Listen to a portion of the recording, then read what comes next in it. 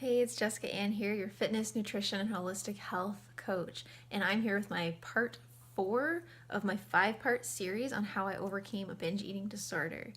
So if you've missed the first few parts, I will put the links in the description so you can watch those other videos first.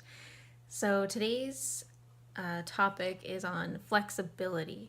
So one thing that kind of really propelled me into a binge eating disorder, I find, was that I was following a very, very strict and restrictive nutrition plan for a long period of time.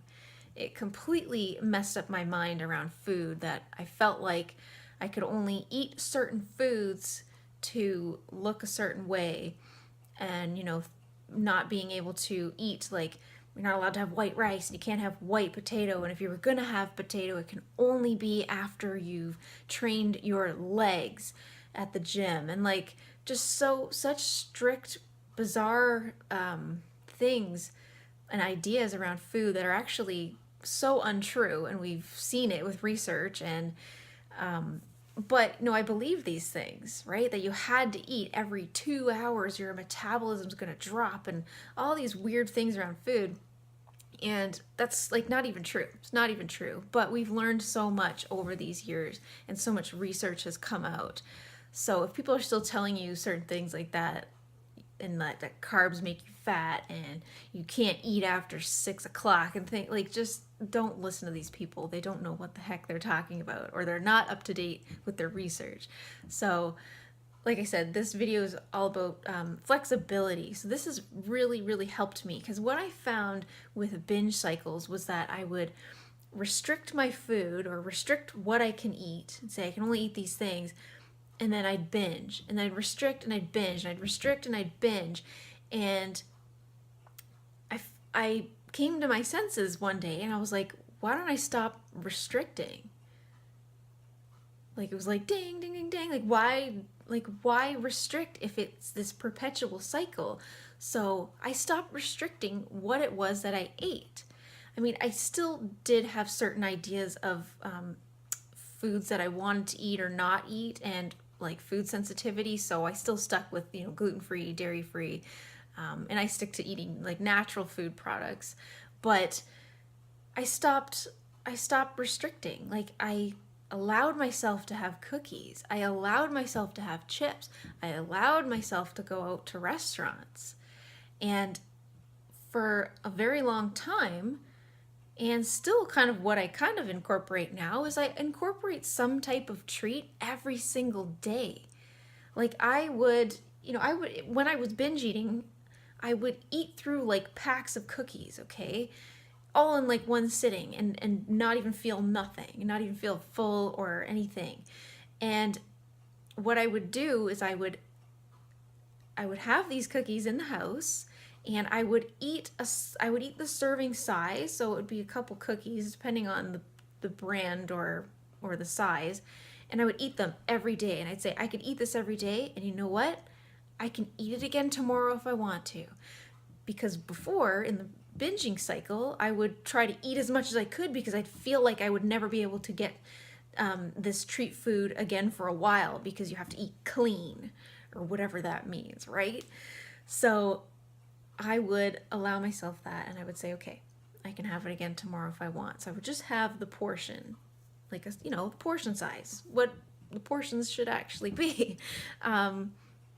But also, if you have serious trigger foods, though, I would say try to not even buy them. Like, make sure you avoid going to them in the store.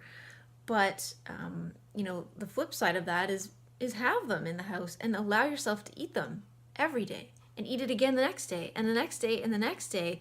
And eventually you'll feel like, oh, okay, I don't feel like I need to absolutely go and find this food all the time, because it's there and I can have it again tomorrow if I want. So that's like a little tactic that I found really helped me. My second point today is make sure you're balancing your macronutrients, so that you are like filling all of the nutritional needs that you have. Like, your macronutrients are your proteins, your carbohydrates, and your fats. So making sure you're getting a balance of everything. So don't just eat a whole day's worth of carbs. Like, I mean, there are some people, I do see people's food journals, and their days are literally like they start with bread and jam for breakfast, and then lunch is like yogurt, and then dinner is like Kraft dinner. Like, that's mainly carbs, and that's, you know, some fat as well and a tiny bit of protein, but it's not balanced enough. There's not enough protein there. There's not enough healthy fats.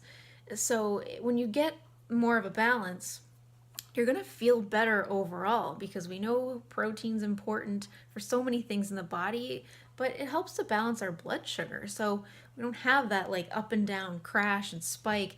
We're going to feel a little more it's like balanced, sustained throughout the day if we are including all of the macronutrients in a healthy balance. So I always say to people, always try to think, how can I add some protein to this meal? Have I eaten enough healthy fats today? Have I eaten enough green vegetables? Think of those things when you are eating. And then you can allow for some of those little treats every day. But, you know, cover your basics first. Cover the base. All proteins, the carbohydrates, and the fats. Okay? And then my third point today, which helped me absolutely incredibly, and this is intermittent fasting. So this is where essentially you fast for a period of time, and then you have an eating window throughout the day. So for a lot of people, they do a 16-hour fast and an 8-hour eating window.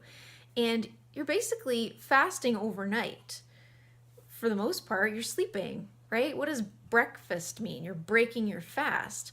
So you sleep for most of that time, and then you fast until whatever time you've set up. You could say, 12 o'clock. And then that's when you break your fast and you eat your calories for the day within that 8-hour eating window. So from 12 to 8 o'clock.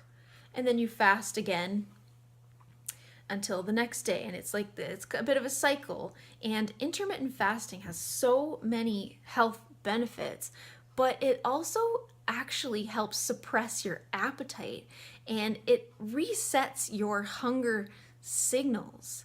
It's absolutely phenomenal. You would think that when you're fasting that you would be really hungry, but it's actually the opposite. And the first few days that you kind of do this, it's a bit of an adjustment, but then you actually get used to it, and it has a suppressive effect on your appetite. And then when you do eat all of your calories for the day, so you're not restricting calories, you're still eating your calories, but you're eating them in a shorter time frame, and you feel more full because you're eating more food and in that eating window. So that can help with hunger and feeling full.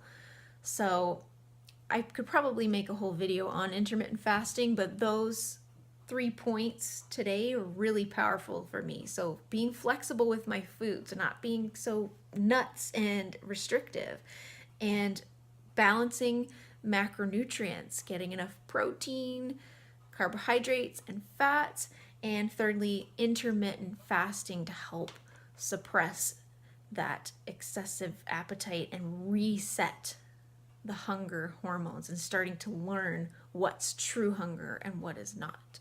So those are my points for you today. Hopefully some of those have helped you, and please feel free to ask me any questions anytime, and I will have a video for you tomorrow for part 5. Thanks for watching.